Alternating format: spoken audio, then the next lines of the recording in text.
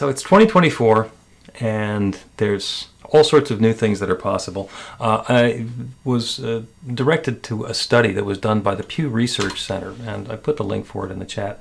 It is about spirituality and changes in America, and it's 13 thrill-packed pages in the summary. And the thing that caught my attention is that 22% of Americans consider themselves spiritual but not religious, which we kind of knew about. 7 in 10 Americans call themselves spiritual in some way or another. So some are with church, some of them have a formal practice, but 22% are spiritual but not religious. And the thing that caught my attention is that this study, for the first time, used the term irreligious.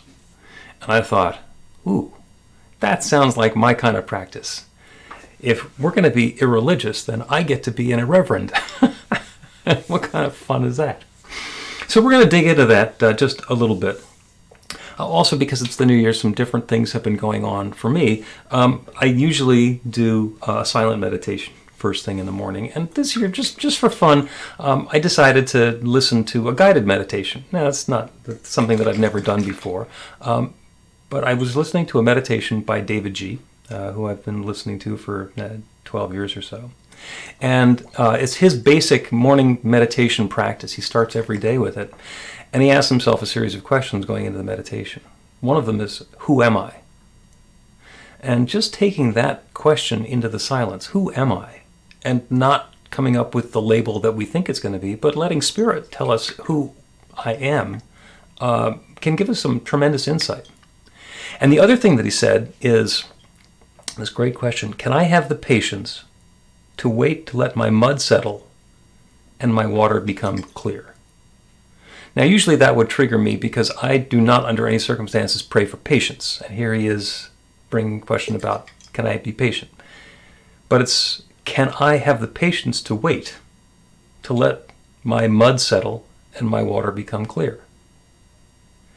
And there's a lot of depth, there's a lot of meaning, there's a lot that's packed into that. And I figured that, well, let's make it into a practical exercise. So I got myself a mayonnaise jar and I filled it up with some water and some dirt. So let's see. Can I have the patience to wait to let my mud settle and my water become clear? And there's an acknowledgement of our participation in whatever lack of clarity we're having. It's my mud. It's my mud and it's my water. And it's when it gets all agitated and stirred up, I can know that it can clear up. And I might have to wait for that. I might have to be present for the process rather than just saying, okay, let's figure out a way to filter that out and clean it up and get it taken care of and move on. Can I have the patience to wait to let my mud settle and my water become clear? In the Pew study, they said it's hard to separate religious and spiritual because a lot of people answer the question with a religious context and with a spiritual context. For example, 77% of people spend time in nature, and 26% of them do it for spiritual purposes, which means there are people who just like to walk around in nature. It makes them feel good, but it's not necessarily a spiritual practice. I myself like to get into nature because it's fun and it's beautiful and it's uplifting, and it's also a part of my spiritual practice. Does that mean every time I go outside it's a spiritual practice? No, but I'm one of those 26% who spends time in nature specifically for spiritual purposes. So the reason that spiritual but not religious or irreligious got my attention is because that's what New Thought Philadelphia is. We are not an organized religion. And the tongue-in-cheek joke is just because we're not organized. And the fact of the matter is we can be pretty well organized when we need to be. It's because we don't have rules.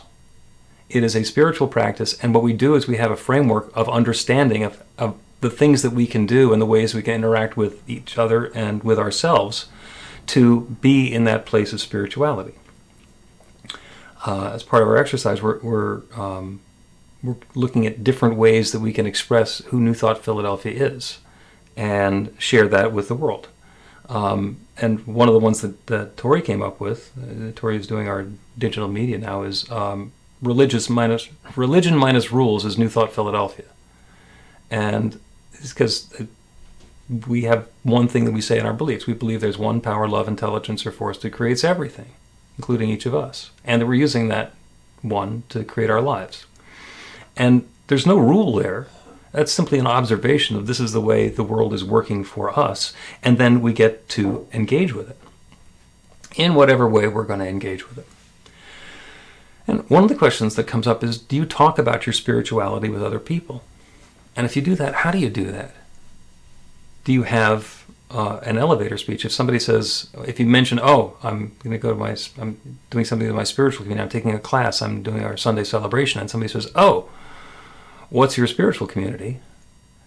Do you go hamana, hamana, hamana, well, it's a thing with a whatever, and gets into a long story? Or do you have a way that you can explain it and express it for yourself and for other people? Because the biggest part of it is understanding what we believe and how we think about ourselves so we can express it to other people. Some of the ones that I've been working with and thinking about lately are... my current favorite is spirituality outside the lines.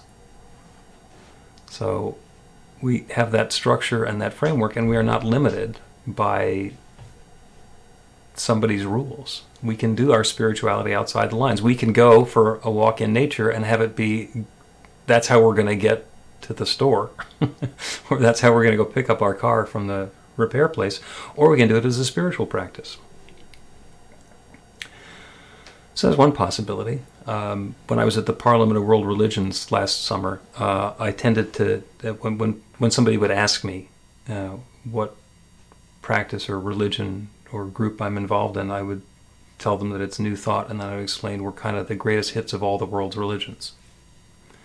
And what we have done is identified there are some things that work in every religion that are very effective, that are very successful, and instead of reinventing the wheel, we go ahead and co-opt it. We use that. We work with it. We adopt it and use it as our own. Not to claim authorship of it, but because it's something that's been proven to work. It works. And to go into detail, if you can meditate like Buddha and love like Jesus and pray like Muhammad and believe like Moses or Abraham, it's a good start. It's a really good start. And that's what we're trying to do, to cut away the fluff, to cut away from the stuff that doesn't work, that's not necessary, of somebody telling us what the rules are, and here's what you have to do. Here are the steps that you have to follow in order to be spiritual. That's what a religion is. They tell us what the steps are. And what we do instead is say the goal is to feel that connection with the infinite, and whatever steps you do are going to be wonderful. Here are some that are worth trying. Another one that Tori came up with is everything you'd like about church and none of what you don't. And we're creating a community ourselves. So this is not something where somebody has said, this is what a New Thought spiritual community looks like, and we're just going to go and do one of those. New Thought Philadelphia was created by the people who were involved in New Thought Philadelphia, and that happened in 2011. And we've been growing and morphing and evolving and changing and growing ever since. So if you have a way that you explain to people who New Thought Philadelphia is or what your spiritual practice is, go ahead and put it in the chat. And that because we're all sharing, we're all contributing, we're all involved in what we're bringing to the table. When the weekly newsletter goes out, it has the talk title and description, and irreligious was the one that came up. And every once in a while we hear back from people when we send out that e-newsletter. And this time I heard back from minister friends around the country. And just because the idea piqued their attention. And my favorite one was from Dr. Steve Albert, who's in San Diego, and he's deeply involved in interfaith and also the growth of New Thought. So he came in with New Thought, and he's doing a lot with the interfaith movement. And he and his wife have an interfaith center, the All Faith Center in Poway, California. And he immediately did the arithmetic. He's got that analytical mind. He went to Drexel many, many moons ago. And he said, so there are 15,268,443 spiritual but not religious people in the United States. He took 22% of the total population. He says, are those our people? And how do we tell them who we are and invite them in? Because spiritual but not religious means that they don't want the rules. We don't want the rules, but we do want to be spiritual, and we have that available. So how do we say that? What is it that makes New Thought what it is? What is it that makes New Thought different? What is it that makes New Thought outstanding? And the first thing is that it's a principle. It is based on principle. And a principle means that it works the same way for everyone. There's no special dispensation. You do not need to have some guy in special clothing or with a scepter or a wand or a book or a chalice or a thing to tell you that you can have something good and the other guy who didn't follow the rules can't. The rain falls on the just and the unjust. That's a principle. It is the same for everyone. And the creative process that's working all the time to create everything that has created us, that's creating each of our experiences, is always working. And everybody has access to it in exactly the same way. We're not all doing it as well as we might, but that's what our spiritual practice is about, is to understand the nature of that creative process and to engage in it, to take part in it, to be active in it, and to invite the new experience that we're looking for. The other thing that really sets New Thought apart is that we do believe in a God or a creative power or a divine source of everything. And it could be the same coincidence that brought the Big Bang about. Or it could be as specific as God intentionally saying, let there be light. In the beginning, there was just God. There was just that creative source, and everything is part of it now. And so we believe in a loving and non-judgmental God. The term unconditional love comes up. Unconditional love means there's no conditions. A vengeful, judgmental God, a jealous God, is not it's not unconditional. There's a bunch of conditions there. So we believe in unconditional love. God is loving and non-judgmental. We are fully supported in creating the experience that we are choosing. And if we're having the experience that we are enjoying, good for us. And if we're having an experience that we're not enjoying, that's an invitation to do something different. And maybe it happens instantaneously. Maybe it takes a moment. Can I have the patience to wait to let my mud settle and my water become clear? I'm still patient. It's still back there happening. We'll see what happens. The other thing about New Thought is that it is a practical spirituality. It's useful.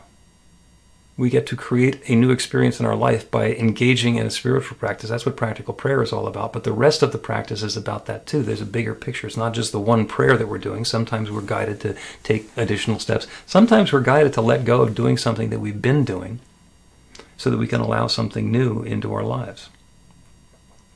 There's an engagement. But New Thought is a practical spirituality. It creates an actual change in the experience of life that we're having.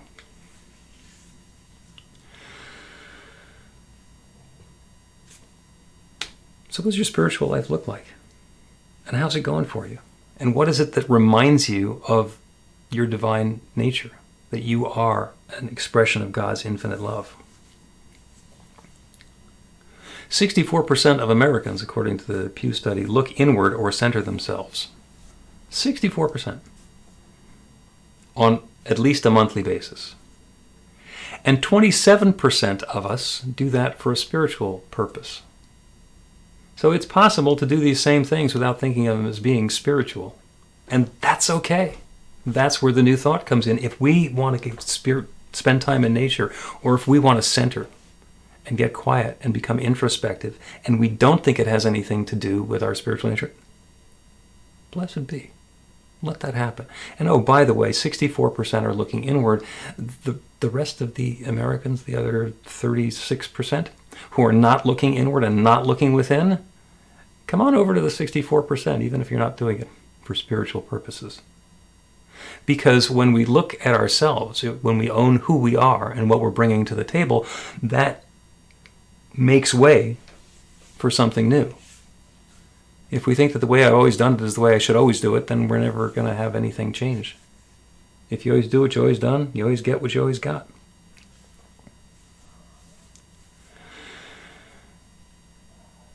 Nobody had actually defined what spirituality is for Americans, and so in the Pew study, and it was like over 11,000 people who they have on this panel who are answering the questions. What they kind of came up with is that spirituality is a connection with something bigger than myself. And it showed up in a whole bunch of different ways. And some of it, they're asking questions about life after death. They're talking about communicating with people who are gone. They're talking about that feeling of connection with something bigger, with that understanding that there's something more. So what does spiritual mean to you?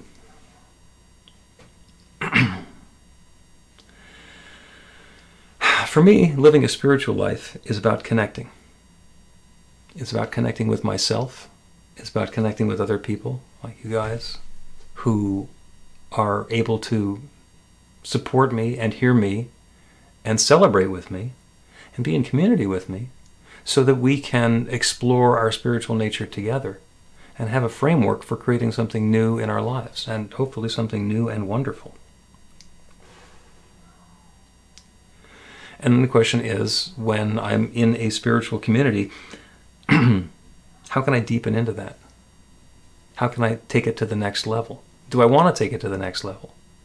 One of the things that sometimes happens with folks who come into a New Thought spiritual community like ours is we come in and we learn a couple of spiritual techniques, and it's wonderful, and we connect with the group, and then everything changes. And we go from this level to that level, and then we go along at that level. And eventually, sometimes people, they fall off because they've been at that same level for a while. And that's completely understandable. It's better than it was before. They've had some marvelous improvement. People have come in and had some transformation, and then it gets stale. And I get it. I understand it. So the thing that we get to do is to continue working at it. And we do that through volunteering, through participating, through studying. We've got another class that's coming up. Starts at the end of the month. It's based on the book Living Untethered.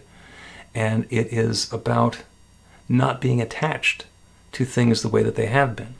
And it's one of the classes that we teach. We teach a variety of classes, some foundational classes, some spiritual classes, some history of New Thought classes. And another reminder that we are going to be starting another first-year practitioner class in the fall. And if you have ever thought about becoming a New Thought practitioner, a practical prayer practitioner, then this is a class for you. And you've thought, there's no way in the world that I ever want to be a practitioner. I don't want to be on duty doing prayers for other people. It's a 2-year class, and the first year is personal spirituality. It's personal practitioner. It's about working on yourself. It's about taking that deep dive into who you are and what you are, and be able to bring something new about. And there's some prerequisites for it. So what I'd encourage you to do, if you're interested, is go ahead and get a hold of me, and we'll see what is going to be required for you to get into that practitioner class, or maybe there are some steps for you to do in the meantime. Because that's where the big growth happens, is in the classes and in the one-on-one work. Because what we want to do is be curious about what's going on for ourselves and for our community and the world around us. When I'm involved in this practice and I understand that there's one power, love, intelligence, or force that creates everything, and it's created me, and that I'm using that same power, love, intelligence, or force to create my life according to my beliefs, the next thing I get to understand is, okay, if this is the life that I'm having, what are the beliefs that I'm having? And if I want to change the life that I'm having, how do I do that? How do I change those beliefs? There's some spiritual practices that we get to be involved in. Forgiveness is one of them. I'm not going to talk too much about that. Letting go of judgment is another one of them. Openness, allowing, surrender. There's a whole bunch of process. And when we look at something, we get to see it in a different manner than we've seen it before. As we're looking to deepen our spirituality, we can ask ourselves the question, can I have the patience to wait to let my mud settle and my water become clear. It's changing here. And that process of changing is available to each of us. I'm going to point something out. This is the New Thought Philadelphia logo. And that's actually our mark. And you can see that it's a triune in nature. It's a trefoil. Some people describe it as a propeller with 3 blades. And you can kind of see that there's that white center there, which looks like a circle. And then there's the light green part that also looks like a circle. And then the points, which are dark green. And when I point out to you that there is not actually a circle where the light green and the dark green meet, that's because you made it up. That's because in your eye you can fill in that arc and see the circle there. Anybody says that you're not creative, you are. You can look at that and you can see something that wasn't there. You can understand the meaning behind what was displayed and participate with it in a different manner. So you can deepen your spirituality by doing a meditation, or 2, or 10, or 12, or taking a walk in nature. Some people do yoga because it's a wonderful spiritual practice. Some people do yoga because it's a good workout. If you do yoga because it's a good workout, try opening to the possibility in your next yoga experience that maybe there's something spiritual going on. Maybe there's a process. Maybe you can set an intention. Maybe when you get to namaste at the end, you feel different than you felt before, and it's not just because of the exercise.